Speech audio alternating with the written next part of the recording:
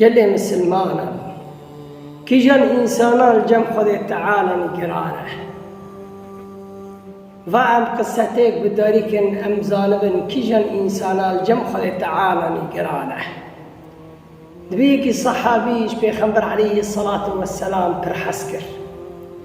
مالي خود دربا مدينة بو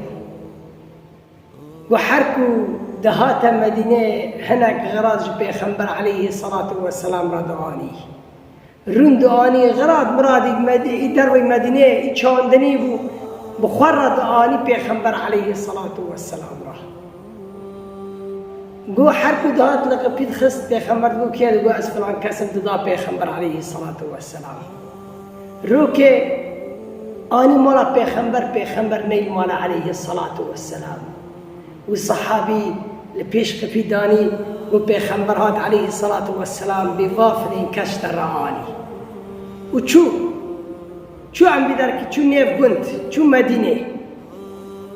قو بيخنبر عليه الصلاة والسلام هات أمال وكيف آني قو فلين كساني يا رسول الله قو كذا شو والله دركات شو نيف واجير عم بي شو نيف قنت نيف مدينة بيخنبر عليه الصلاة والسلام وبيخنبر عليه الصلاة والسلام لبيدركات دنيا فيهان يسكني هات بيخنبر عليه الصلاة والسلام دست خد دست شابي وكيف يذكره في عبدي يقول لي كيف يذكره وما برده بيخونه دنيا بيخنبر عليه الصلاة والسلام جاني بيخنبر عليه الصلاة والسلام كر حسكر ما دام بيخنبر براموني بكي ويا رسول الله أزي أرزانم كم بيشك يا رسول الله بيخنبر عليه الصلاة والسلام قلتي ني أرزاني تي جم خذ تعالى نقراني قلتي ني أرزاني الجم خذ تعالى نقراني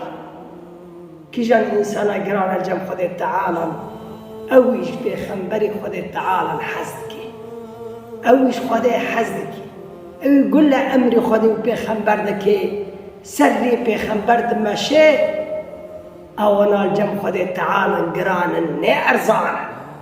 اونا الجم خود تعالى قرانا ني ارزانا